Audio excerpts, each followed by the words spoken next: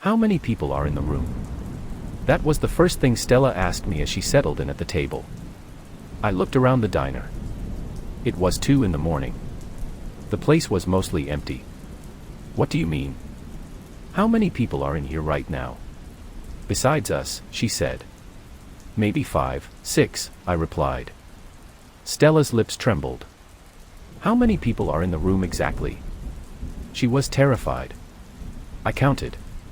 The waiter, the old man staring into a bowl of soup by the door, the 2 young women coming down from a night of partying over pancakes, the guy in a ball cap trying to cut through his overcooked steak, and the middle-aged woman in a pea green overcoat. 6, I said. 6 people. Stella instantly relaxed. Thank you. Stella and I hadn't seen each other in 5 months. I was in school out of state and was home for the summer. Stella had gotten into a good university, but her sister, Anne, had died in a car wreck 2 weeks before she went off to school. The death hit her hard. Real hard. I wasn't sure why she'd called me. I doubted it was to catch up, and it certainly wasn't to party. Stella knew I abstained from everything. For me, that decision was the end result of being raised by verbally abusive alcoholics and knowing the genetic odds. Stella looked rough. Not strung out, but existentially exhausted. There were scars on her hands, bruises mottling her tattooed forearms, and some unusual scarification marks on her neck. 2 of them, they looked like clumsy Zs but reversed as if done in a mirror.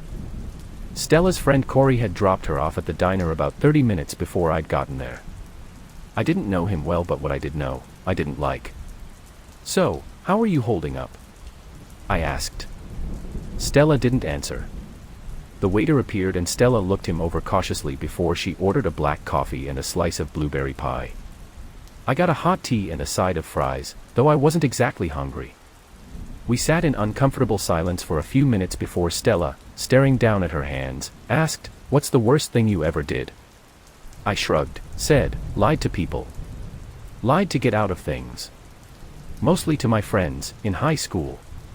But I've changed. I don't do that anymore. Oh, I also shoplifted once. A pair of socks." Stella laughed. That's when the waiter reappeared with our drinks and food.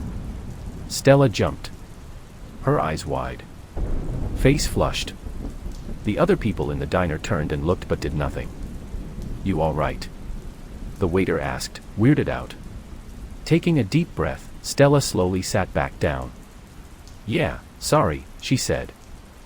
Just it's been a long night." The waiter shook his head as he put the stuff down. When he left, Stella sipped her coffee and then she looked over the mug at me, her eyes tearing. "I did the worst thing you can do. I tried to kill someone." I wasn't sure I heard her correctly. "What?" Stella nodded, eyes locked on mine. "A jogger. Corey and me hit him with the car." "Oh my God. When did this?" "On my way here." The blood drained from my face. "We should call the cops." "He could still be there, hurt Anne." "Don't bother," she interrupted. We went back and checked on him. There was no jogger. "What's that fucking mean?" I was starting to lose it. "Please don't start playing games with me," I said. "I don't want to hear this sort of bullshit." "Isn't bullshit," Stella replied. "Ask Corey." I didn't want to call Corey. Stella said, "I didn't actually see the jogger. Corey did.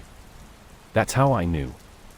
So, I asked him exactly where the man was and I grabbed the wheel and Corey screamed at me as I made the car slam into the guy. Sent him flying. Like it mattered. Corey hit the brakes hard. He was losing it, talking about going to prison and his life being over. But I told him not to worry. That pissed him off something bad. When he got out of the car to go help the jogger, he just froze up, because there was no one there. Road was empty. Me, I expected that. "You told me that you can't see this thing, Stella." The door to the diner opened and 2 men in work overalls walked in, each holding a hard hat. Their clothes dusty. Stella suddenly straightened in her chair. "2 men just walked into the diner, right?" I nodded. "Yeah, just those 2 guys." Stella settled. "Why me?" I asked. "Why did you want to meet?" "To tell me this." Stella smiled. First time she'd done that all night.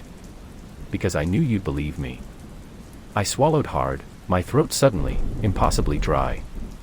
You've been a good friend, Stella blinked away, welling emotion. In high school, when things got bad. With boyfriends or assholes, you were the one I could confide in. The one that trusted me. The one that, no matter what I did, no matter how stupid it was, you were there for me. A shoulder to cry on, a hand to hold. And she reached across the table and took my hand. Squeezed it. Tight. Truth was, I'd had a crush on Stella most of high school. She was a friend, for sure. And, for a while, a good friend. I liked being that rock for her. But I'd always hoped for more. Like most friendships, it began with a one-sided attraction. Mine. And even though I hadn't seen her in half a year, those feelings remained. Dormant but there. Waiting to be awakened. As Stella held my hand and smiled, I noticed. I felt her fingernail tracing something on the inside of my palm. At first slight, just a little pressure. Only, it got sharper until... Ouch. Shit. I pulled my hand away to find Stella had cut me. She'd sliced a shape with her sharp pinky nail into my skin. It was a backward letter Z. Like the ones on her neck. A ribbon of blood began to well up from the center of the small cut. What the hell, Stella? She just shook her head and stood up, backing away from the table, repeating over and over, I'm sorry. I'm sorry. I had to, okay. I had to. Had to what? Hurt me. I was furious, confused. Everyone in the diner turned to watch us. Only the cook got up from his place at the counter and walked over, eager to lend a hand. I waved him away. It's okay. I got it under control. That was when Stella broke, her voice barely a whisper, what? I told him I got it. She went pale. Who? Who'd you tell? The cook. I yelled. He's just trying to help you. There is no cook. No one's there. Stella began shrieking, scrambling backward. She slammed into a nearby table. Chairs fell over. Silverware scattered. No, no, she yelled. No one's there. The cook kneeled down beside Stella and, for a split second, bewildered as I was, I honestly thought he was going to help her up. He didn't. Instead, he leaned in close to her. She was crying and shaking and clearly couldn't see him. The cook turned to me, nodded with a sick grin, and then opened his mouth wide to reveal jumbled, bloody gums filled with jagged teeth. He tore her throat out with a single bite. And as Stella's blood pumped out across the linoleum flooring, the cook vanished. Not a slow fade. Not dissolving into mist. Just there 1 second and gone the next. Someone screamed. I think it was the woman in the pea green overcoat. Afterward, when the cops came, a story emerged. All the other people in the diner that night, they said Stella cut her own throat with a knife. Where she got the knife from and where it went, they didn't know. They also said that the cook had tried to help her. That he attempted to close the wound and save her life. The cops couldn't find him after the EMTs got there. When I went back to the diner the next day to ask about what happened, the waiter claimed they didn't even have a cook who resembled the men I described. The men I saw. It was as if, after Stella's death, all the details of her demise began to unravel. Like the universe was erasing her from existence entirely. And now, the Voyager, whatever it is, has come for me. It's been 5 days since Stella died in that diner. 5 days I've been haunted and hunted. I tracked down Corey and he led me to Genevieve. She told me what fate awaited me. According to her, Voyagers use the symbol, the backward ZS that were on Stella's neck, the one she scratched into my flesh, to track their victims down. Stella, I guess she thought she could trick the Voyager into taking me instead of her. It didn't work. And now she's doomed me. It's just a matter of time before there's an extra person, a person I can't see, sitting across from me on a bus or walking behind me on the street.